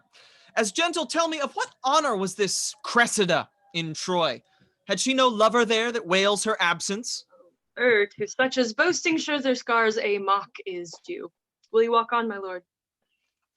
Oh, I will heat his blood with Greekish wine tonight, which with my scimitar I'll cool tomorrow. Patroclus, let us feast him to the height. Here comes Thersites. Oh, now, thou core of envy, thou crusty batch of nature, what's the news? Why, thou picture of what thou seemest, an idol of idiot worshippers. Here's a letter for thee. From whence, fragment? Why, thou full dish of fool, from Troy. Well said, adversity, and what need these tricks? Prithee, be silent, boy, profit not by thy talk. Thou art thought to be Achilles' male varlet. Male varlet, you rogue, what's that? Why, his masculine whore. Now, the rotten diseases of the south, the guts griping, ruptures, loads of gravel in the back, lethargies, cold palsies, raw eyes, dirty, rotten, wheezing lungs, and incurable bone ache. Take again such preposterous discoveries. Why, thou damnable box of envy, thou, what meanest thou to curse thus? Why curse thee? Why, no, you ruinous butt, you horse and indistinguishable curse, No! Why art thou then exasperate, thou idle immaterial skein of sleeve skilk, thou tassel of a prodigal's purse, thou? Ah, how the poor world is pestered with such waterflies. Out, Gaul! Finch egg! My sweet Patroclus, I'm thwarted quite for my great purpose in tomorrow's battle. Here is a letter from Queen Hecuba, a token from her daughter, my fair love, both taxing me, engaging me to keep an oath that I have sworn I will not break it. Fall Greeks, fail fame, honor, or go or stay. My major vow lies here. This I will obey. All right, come, Thersites, help to trim my tent. This night in banqueting must all be spent. Away, Patroclus. With too much blood and too little brain, these two may run mad.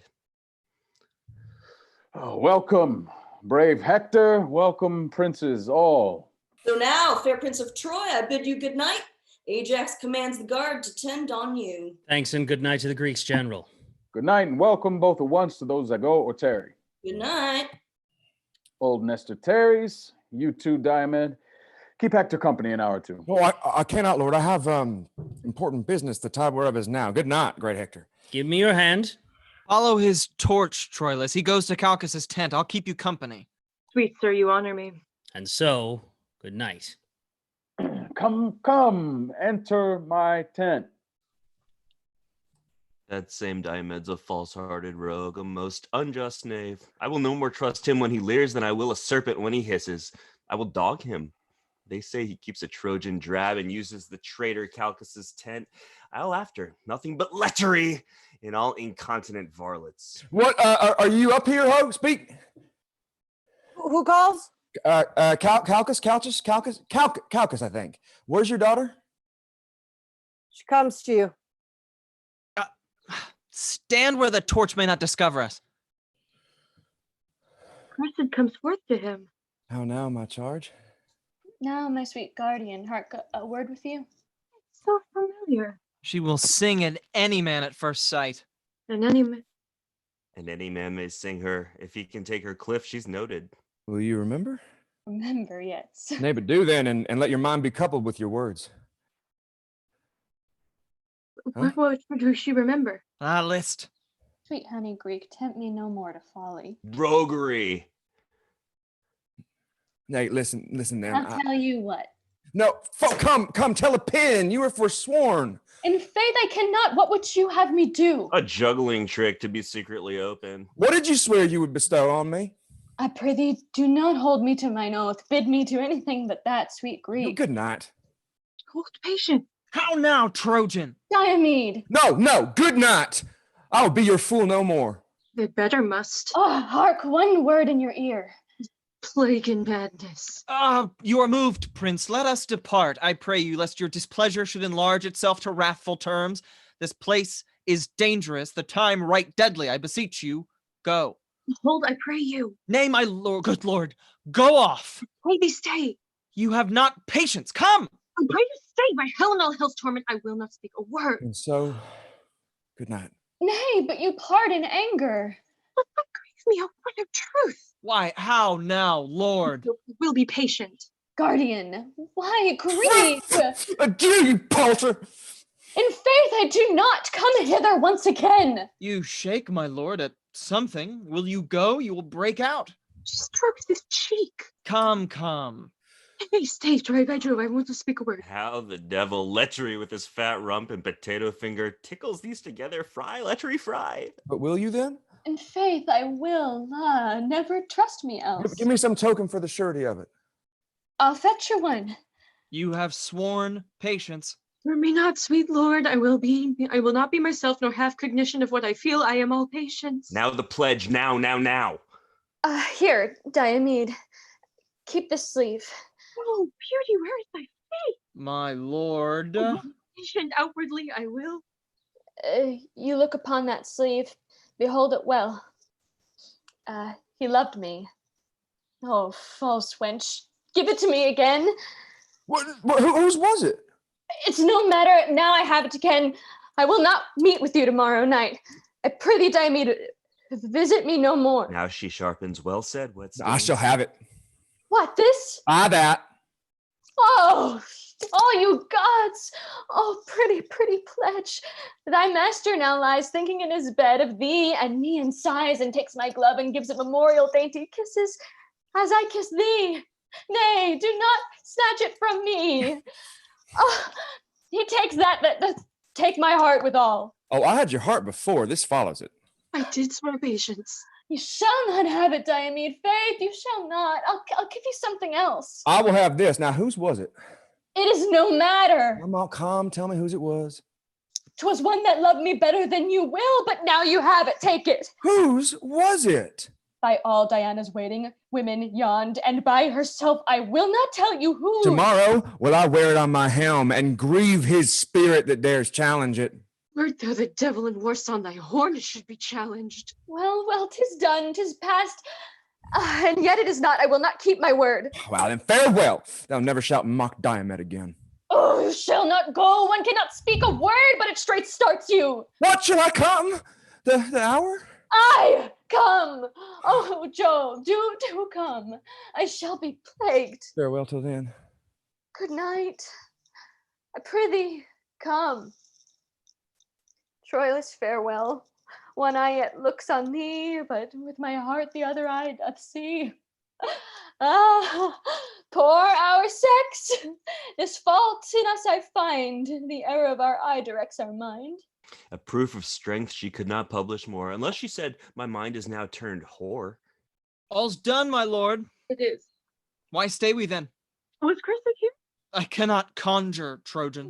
She was not sure. Most sure she was. Let it not be believed for womanhood. Think we had mothers. Do not give advantage to critics to square the general sex by Cressid's rule. Rather, think this is not Cressid. What hath she done, Prince, that can soil our mothers? Nothing at all, unless that this were she. Will he swagger himself out on one's own eyes? This she? No. This is Diomede's Cressida. Hark! Greek, as much as I do Cressid love, so much by weight I hate her Diomede. That sleeve is mine, that he'll bear on his helm, were it a casque composed by Vulcan's skill, my sword should bite it. He'll tickle it for his concubine. No, Cressid, no. False, Cressid, false. Let all untruth stand by thy stained name, and they'll seem glorious. Contain yourself! Your passion draws ears hither. I have been seeking you this hour, my lord. Hector by this is arming him in Troy. Ajax, your guard, stays to conduct you home. Have with you, Prince. My courteous lord, adieu. I'll bring you to the gates. I accept distracted thanks. Patroclus will give me anything for the intelligence of this whore. The parrot will not do more for an almond than he for a commodious drab. Lechery, lechery still, wars and lechery, nothing else holds fashion, a burning devil take them.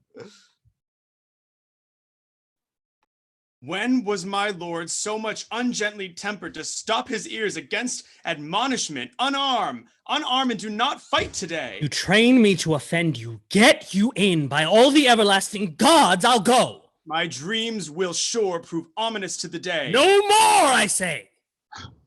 Where is my brother Hector? Here, sister, armed and bloody in intent, consort with me in loud and dear petition, pursue him on knees, for I have dreamed of bloody turbulence, and this whole night hath nothing been but shapes and forms of slaughter. It's true. Oh, bid my trumpet sound.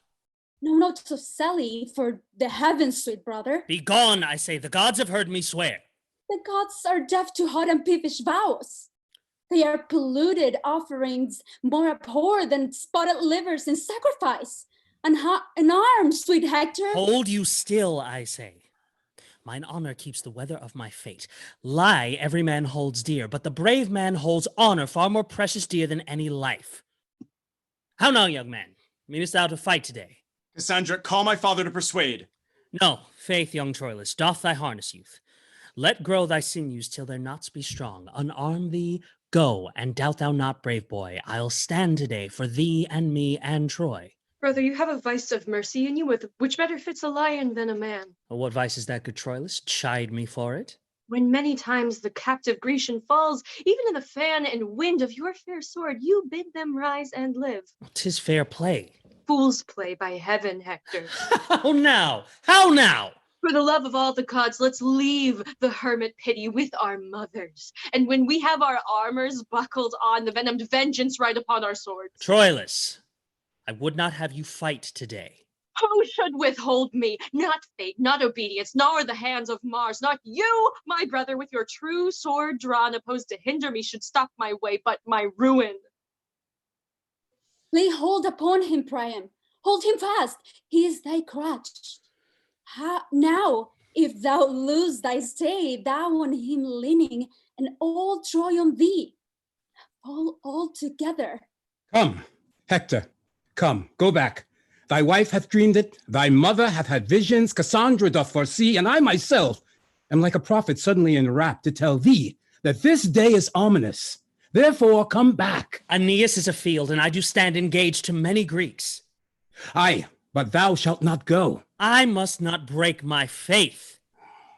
You know me dutiful, therefore, dear sir, let me not shame respect, but give me leave to take that course by your consent and voice, which you do here forbid me, royal Priam. Oh, Priam, yield not to him. You would not, dear father. Andromache, I am offended with you. Upon the love you bear me, get you in. This foolish, dreaming, superstitious girl makes all these bodements. Oh, farewell, dear Hector.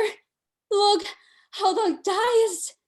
Look how thy eye turns pale. Look how thy wounds do bleed at many bends.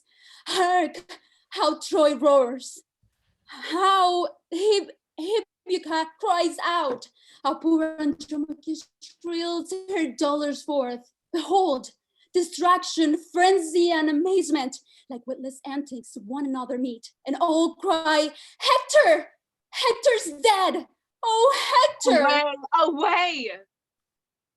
Farewell, yet soft. Hector, take my leave.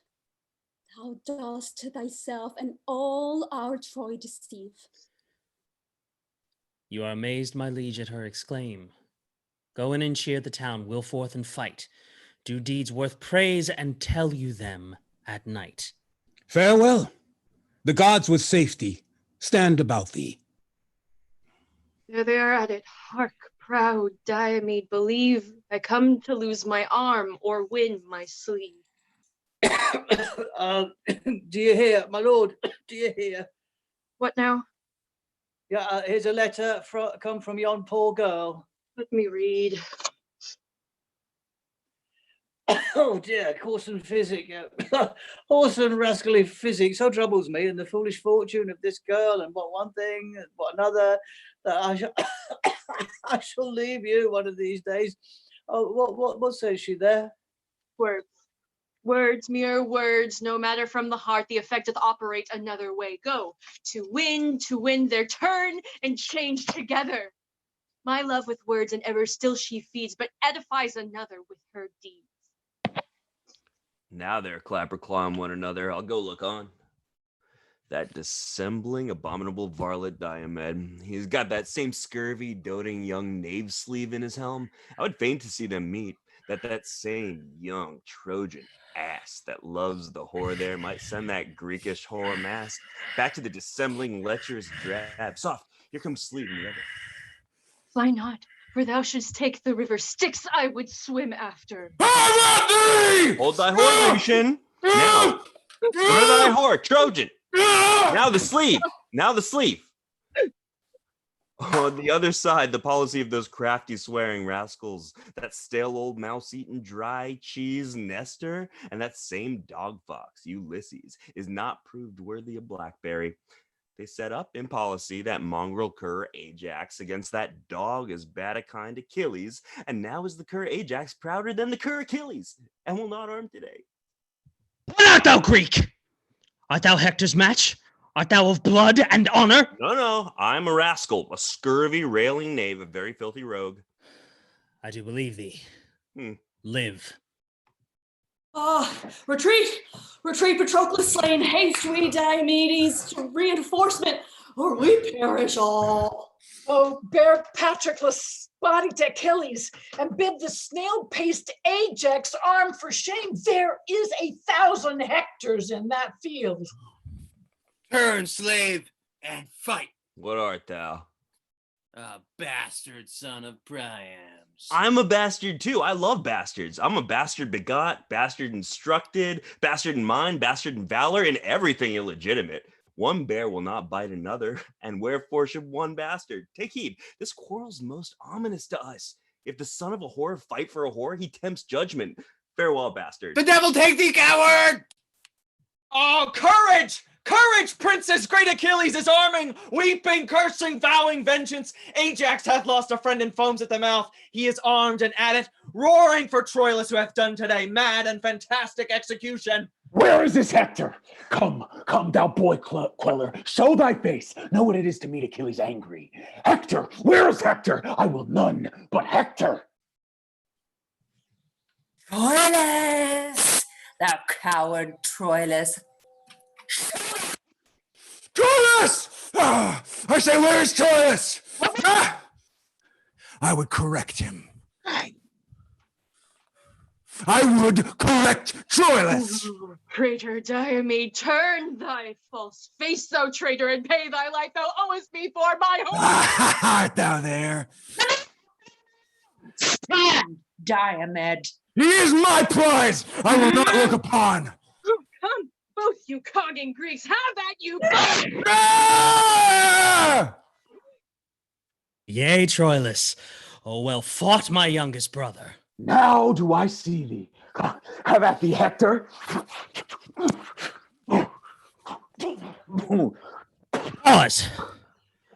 Pause, if thou wilt.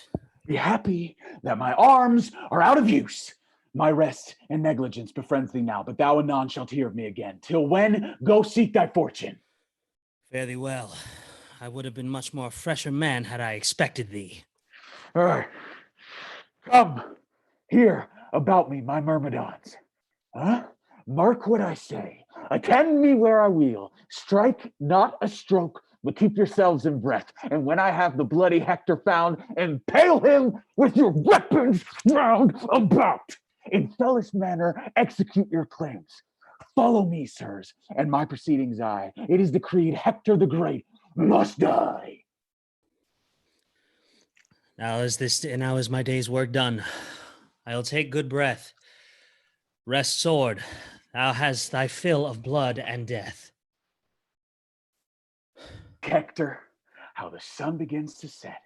How ugly night comes breathing in at his heels, even with the veil and darkening of the sun to close the day up. Hector's life is done. I am unarmed. Forgo this vantage, Greek. Strike, fellow, strike. This is the man I seek.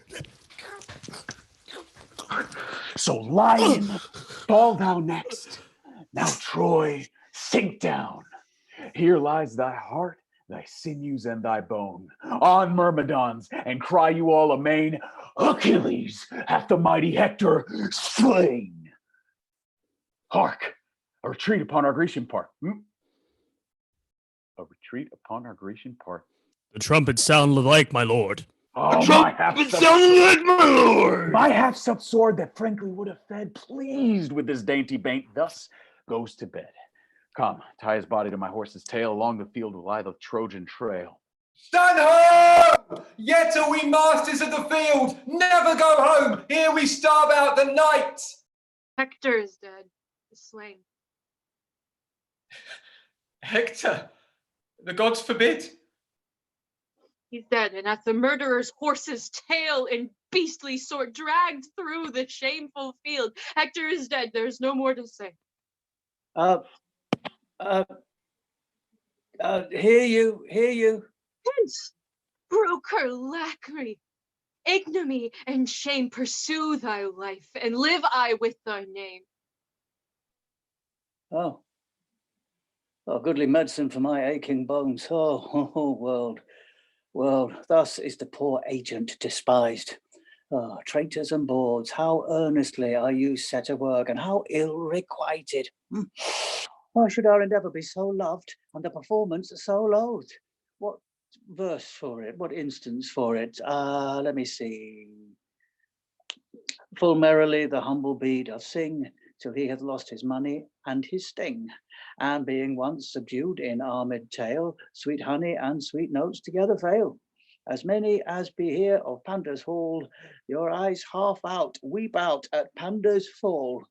Or if you cannot weep, yet give some groans, though not for me, yet for your aching bones.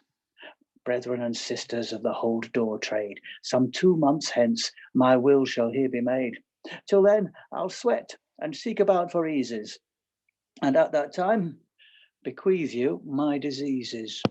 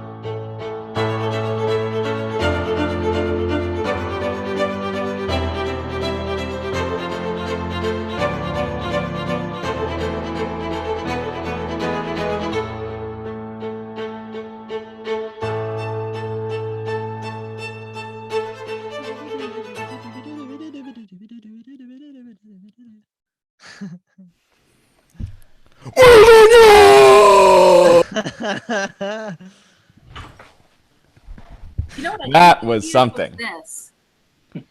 Oh, that was a play. Yeah, right.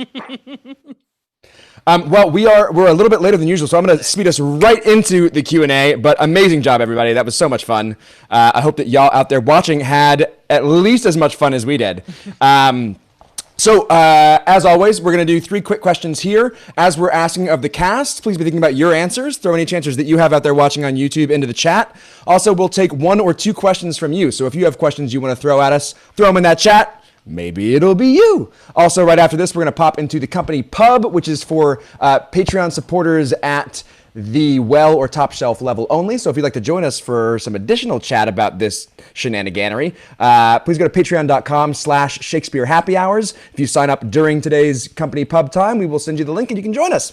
All of that being out of the way, first question. What did you learn about the play Troilus and Cressida that you didn't know before? Actors first. What did you learn about the play that you didn't know before? Basically everything. Yeah, I'll second that. I don't think I've ever read this play before.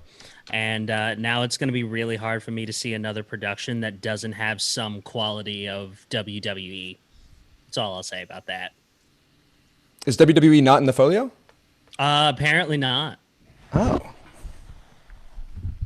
But now Monty, if I'm ever in another production and it's not that, I'm going to feel some type of way about it. As well you should. Monty, I didn't know that you could look so good in a top knot. I learned that today. Yeah, I'll second that. Thank you. I'll third Daniel's I didn't know this play until tonight. First time I ever read it. All right, going once, going twice. To be anything for the audience. Well, not quite an answer to that question, but close enough. We have Sherry who says, awesome, never again will I think that Troilus and Cressida might be boring. So I guess that's learning that it might not be boring. So kudos to all y'all.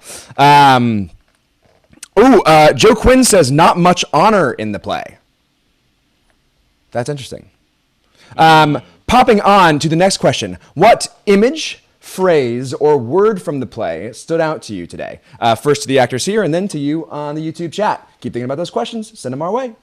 What you got? Thersites' bastard monologue is pretty great. There's something weirdly like Martin McDonough about it in the writing. Yeah.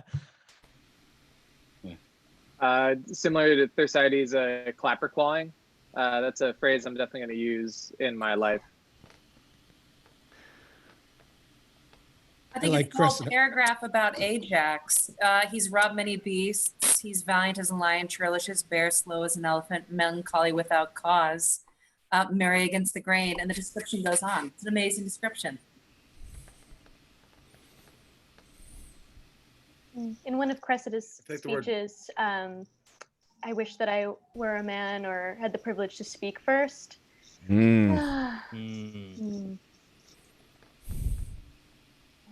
Or that Cressida blames her choice or her choice to not stay true on her sex 500 years ago. There's this recurring theme in all of these plays that we've looked at having to do with wars between nations, where you sort of see this theme where the lords and generals and commanders sort of look at war as a game. Almost like we get at the beginning of the play, they've been at the height of the war now for nearly a decade, but yet Hector, who's the commander of the Trojan army, is going to have dinner with Agamemnon and Achilles and Menelaus. It's wild. And it seems like the full cost of war is never really real to these people until it's one of the nobility that has the chance to die. Everybody sort of looks at it like a game or something that is acceptable until there's some thought within the royal family that Hector might die. It's a theme that I noticed in this, and as well as Antony and Cleopatra as well. It's sort of the mentality of war as a game. That's really fascinating. And that's all your time, actors. Sorry, gotta speak up. From the YouTube chat, we have whore comes up a lot for both sexes. Agamemnon about Achilles. He's overproud and under honest. Gray beard, golden beaver. I wished myself a man, or that we women had men's privilege of speaking first, as Kara said. Great. And our last question. Why does this play matter today? Why does Troilus and Cressida matter today? Or if it doesn't matter today, why doesn't it matter today? I had a thought based on Powell's lovely performance of Cassandra, which was that everyone's voice should be listened to. Like you never know where truth will be found.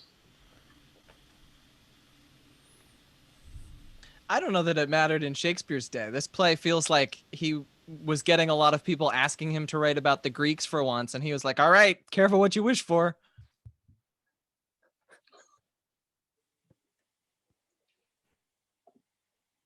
Yeah, I'm very much trying to put myself in the mindset of like this being pop culture and this being like fan fiction that we would all have a common understanding of, and trying to think of what that would equate to today. Like, would someone writing like a spin-off of The Office be like, oh, everybody gets that? Or like Harry Potter, like, No, oh, this- that's in our collective like pop culture consciousness. And so it's funny because this play so exists within that pop culture consciousness of Shakespeare's time to like think about, okay, so what things do translate right now? This play very much feels like the original 2003 Daredevil of Shakespeare's canon to me. You know, like some interesting characters, some beautiful shots. On point. Yeah, right. I was hoping you'd say it was like the second Star Wars trilogy, where like there was a whole canon of stuff that everyone knew, and they were like, "We got to make more. We'll make another one, right?" And then it was this. Exactly. Yeah, that's why it matters today, because like some of the stuff that whoever wrote this wrote was garbage, and that makes them human, and like that's good. That's a good thing. It's relatable. It's like I can feel empathy, so that makes me yeah, it's important. From the YouTube chat, we have futility of war comes down to simple vice, lust for acclaim, for power, for sexual dominance. And then another thought from the YouTube chat, it probably comes the closest to our modern perspective of the world in perpetual conflict. That one really resonates with me. And now 2 questions from the YouTube. Amber Elby, why is this play not performed more frequently? 30 seconds to you actors, and then to you YouTube. Why is Troilus and Cressida not performed more frequently? It's hard to double characters, so you got to pay a lot more actors to work on it. And it gets busy at times. It's a weird one because like there is so much rich comedy, but then like deep tragedy, and it ends so abruptly, and like it's a really unsatisfying end, and like purposefully unsatisfying, you know. But I think that it's hard to maybe bring subscribers into that if they don't get that sweet catharsis. Yeah, I will say, even as a performer in this one, it's still kind of hard to follow everything that happens in this play. So I can't imagine, as an audience member, all of the things you have to keep track of when you don't have a script right in front of you.